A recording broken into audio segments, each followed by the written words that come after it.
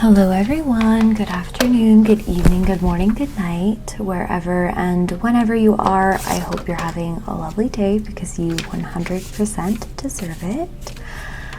Today we are back in the Commonplace book, which feels really good. Actually, for the first time in a long time, I have a very long backlog of things that I want to commonplace. But I started with this one today. Some of you might have been part of this moment, some of you might not have, but earlier this year there was a story that went kind of viral about this anglerfish that swam up from the bottom of the ocean, swam towards the sun, and then died. And the internet went wild about it, or we did the thing that humans do where we made it into a story when maybe there was none. And then I guess background, if you have no idea what an anglerfish is, it's that fish, if you've seen like Finding Nemo, or they live in the very bottom of the sea where it's like pitch black all the time, and they have this thing sticking up out of their head that illuminates and is a light, and it lures fish. And that's how they get their food, is they lure fish with their light and then they eat. So they're deep sea creatures that are not supposed to be anywhere near the light. And some fishermen caught a video of one swimming up towards the surface. And yeah, it's kind of a rare moment for it to be like, first of all, for it to happen, second of all, for it to be caught on video. And the story did move me when I originally heard it in like a really subtle way, and I was like, I should commonplace about that because it's such like a weird cultural moment, if that makes sense. Like, I commonplaced when Kim Kardashian created those nipple bras, and I think she just created one that's supposed to look like piercing. But anyway, and like that was crazy. So it's just like every once in a while you want to commonplace about something weird or something that's happening in like the world in general, like the current culture. I don't know. This for some reason stuck with me, and I never commonplaced about it. And I thought it would be perfect to get back into commonplacing by going for a story like this. And yeah, so it was very interesting. I found like an article that basically summed up everything I just told you. And then a few months later, I had been scrolling Instagram, and a jeweler had made a custom necklace out of it. So of course, I'm a jewelry nerd, we know this. I had to print it out. So I kind of use that as my visual piece because I do like a good visual piece. And yeah, I feel like this ended up being more of like a journaling session than a commonplace session, because I was like trying to dig deeper and figure out why this story had stuck with me, which is like the whole point of commonplacing, right? You're supposed to like write your reflections on it. I guess you don't have to, but like that's what most people do, is they write their reflections and their thoughts and their feelings about whatever they just printed out. So I was trying to figure out why this story had moved me so much, and I like couldn't put my finger on it. And so I just kind of like sat with it for a while, which I don't normally do in my, I don't know, I'm struggling with words. Can you tell that I have not recorded a video in a long time, a voiceover, because I haven't anyway.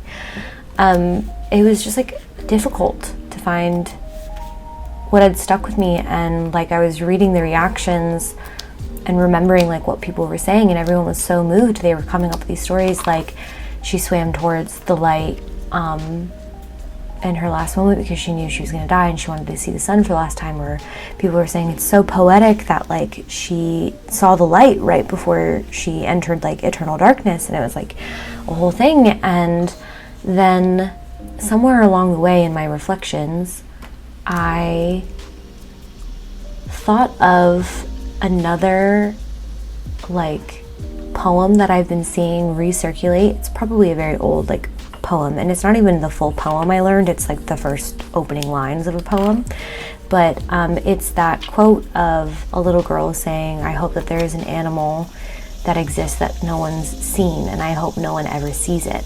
And so then I started kind of exploring the idea of what validates something's existence, or what validates something's story. And it's also kind of with that very popular saying, if a tree falls in the forest and no one's around to hear it, did it really make a sound?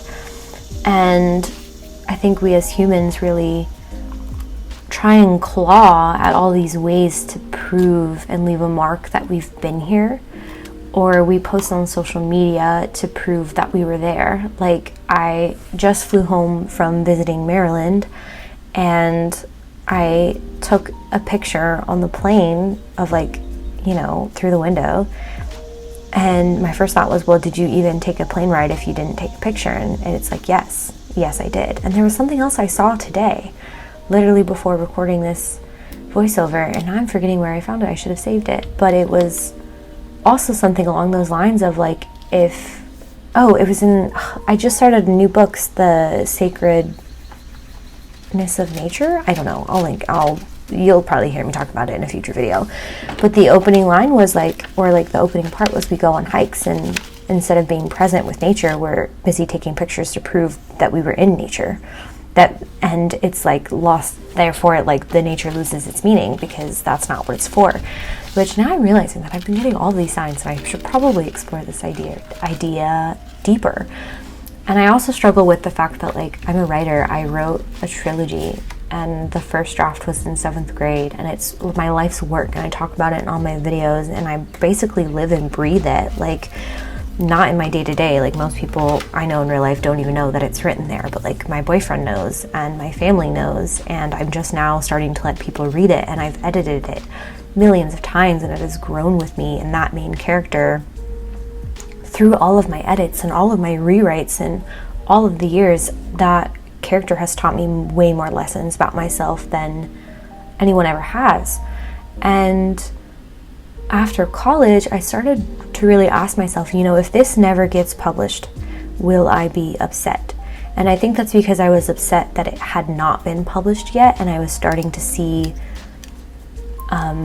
colleagues and classmates start to get published or go into careers where it was likely. And influencers, like every influencer has a book these days. Everyone can write a book if they want. It's become so easy, and to me, writing is so sacred that, like, that was a really weird thing of, like, I've been dying to get published. I've been wanting to get published my whole life. And then I was like, well, have you queried? Yeah, actually I have. Well, did you get bad messages back? No, I actually got really good ones, you know? So I started to ask myself, if this never gets published, will I be upset? And honestly, I genuinely think no, because a lot of that story is for myself. It is my growth and my story and my world and my characters and my safe place, and it has provided so much value to my life that, yeah, if it never gets published, oh well, because it was for me at the end of the day. It wasn't for anyone else. And yeah, I just think, like, the poem of I hope no one ever sees it kind of speaks to how we as humans in a way always ruin things, or like that's what in this day and age we've kind of like low-key taught ourselves to think. Like how generations ago it was the American dream, and everyone was like quote unquote brainwashed into the American dream, and now we're completely disillusioned and we're like, it's not real, nothing matters. And it's like, you know, humans ruin everything, humans are the reason the planet's dying, blah blah blah blah blah. I feel like that's such a negative like worldview to have. But yeah, it is in the sense of like, does it matter if anyone ever sees it? Does it make it any less special, any less impactful? You know, if they hadn't gotten this video of this anglerfish swimming towards the open sunlight, it still happened. Like, just because no one's ever recorded it doesn't mean that it's never happened before. And why is it so much more meaningful now that we've seen it? Why is it so much like more meaningful? Because we have evidence of it. And now we can rethink, like, oh, do all of the fish do this? Is this more common than we think? Maybe there aren't deep sea creatures by themselves, blah, blah, blah, blah, blah, blah, blah. And we're unfolding and making all these stories, and at the end of the day, does it matter? Like, is that the point of it? Or can we just stop to witness this thing this rare thing that happened. Like, why do we have to make something of it? Why do we have to create something of it? And again, like, in your daily life, does it matter if you go on this cool trip and don't post about it? Does it matter if you go on that hike or try that new restaurant or do this thing and not post about it and not tell anyone? Like, does it lose its meaning? Is it any less special? Like, there was also that post going around Tumblr for a long time that was like, it literally stopped me in my tracks. It literally is a post that says, what do you scroll for? Have you ever found it? And it's like, yeah, like, why do we do anything? And then we get existential and my brain explodes a little and it's like, nothing has meaning, but everything has meaning. Like, nothing has meaning and that's what gives everything meaning. And it's like, yeah, so those are the thoughts that I'm playing around with. Sorry to get super existential unintentionally. It's completely unintentional. Yeah, anyway. That's kind of what this Commonplace spread was about. And you don't see the poem here first because, again, like I said, I didn't think about it until I had already started journaling. And I really liked that this Commonplace spread unfolded that way, in the sense of it did what commonplacing is sort of supposed to do, and it's supposed to make you think, it's supposed to make you reflect, it's supposed to make you explore an idea deeper. And you're sort of like the idea of like a mind garden or a thought garden and mind maps and brainstorm maps. Like, yeah, like I was commonplacing this and I realized that this connected to another thing, and now as I'm talking about it, I'm realizing it is connecting to like 5 more things. That's like the gift of human thought. That's the gift of commonplacing and journaling, is you get to reflect more deeper. Maybe I get nothing out of it and maybe nothing in my life changes, but like at least I like explored it, you know, and like it's better than scrolling on social media and like numbing my brain. But yeah, I don't even know how to like neatly tie up that 12-minute rant we just went on. But that's it. Please let me know your thoughts down below. Like, yeah, just thinking about validity. Like, our emotions are so valid and we're so quick to validate each other's emotions now and be more emotionally intelligent, accept each other's feelings and stuff like that. But I think there's still that layer to peel back of accepting people's accomplishments or lack thereof, or small accomplishments too, and celebrating the little things, and then also like just acknowledging them in our own daily presence and actually sitting with things and sitting with them, which is like the same phrase twice, but there's a difference between sitting with something and sitting with something and processing it. And yeah, so I'm not really sure how to tie up those thoughts, but we'll just move on to the next topic, which was basically that I'm home from Maryland now. I took a week-and-a-half trip to go visit my new nephew, which was really special because the first page of my new journal that I started, which you can see in last video, was, you know, the day that he was born. So that was really special, and getting to see him was so nice. And because he was so new, we didn't really leave the house much. We didn't really do anything. We were just kind of all in the house and taking care of the baby and the 3-year-old and playing video games like Astrobot once everyone went to bed, and just talking. And it was really, really nice. I got to see my favorite tree. I basically got to do everything I wanted to do, and it really wasn't that much, and I really think I needed that moment to breathe. I feel like I say this like 3 times a year, like 4 times a year, like the past month was really stressful, but I'm calming down now. And I think it was really good for me because I was feeling like I was in a slump and not able to commonplace, in a reading slump and a writing slump. And I took that week-and-a-half, and now I'm like, oh my gosh, I'm ready to go back to Commonplace. I have like 5 things I want to talk about. I literally just wrote 3 pages that I'm thinking about entering into a writing contest, which is like pulling from a story I wrote in college and kind of giving it, you know, editing and making it who I am now, that kind of thing. And, you know, I'm redoing my portfolio and my resume, and I'm kind of just in a new phase, a new chapter, and like there's like a burst of energy, and it's very nice and very needed and very nice. Yeah. As you can see, I'm a little empty-headed, empty brain. I got off the plane yesterday, and I did have a bit of a busy day today of like unpacking and unloading the dishwasher and kind of just like getting myself put together, going to the grocery store because the fridge was completely empty, that sort of thing. Just adult things. Working some for my freelance, stuff like that. But it's been really nice to slow down, and you know what I'm gonna say, and that is, this is a reminder for you to slow down.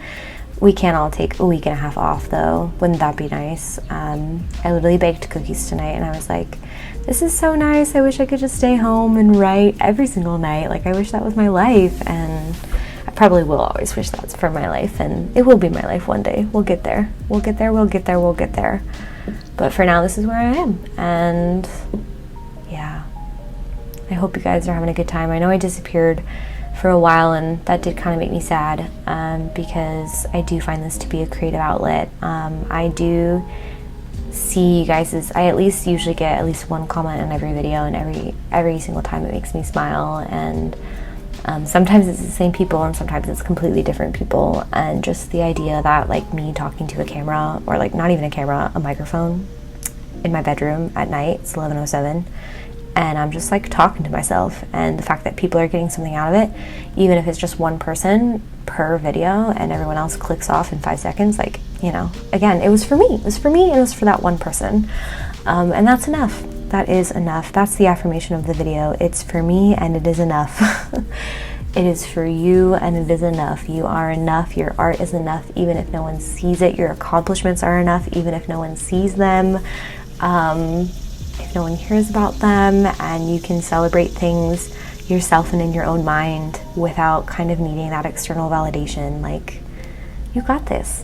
You got this, you got this, you got this. You are in a beautiful stage of your life. You'll never be in this chapter ever again. So try and enjoy it. Try and at least sit down and acknowledge, like, okay, this is just where I am, and it's not forever, and all of that. So this video ended up being a little bit deeper than I thought, and a little bit more rambly than I thought. But like I said, I hope you guys enjoyed it.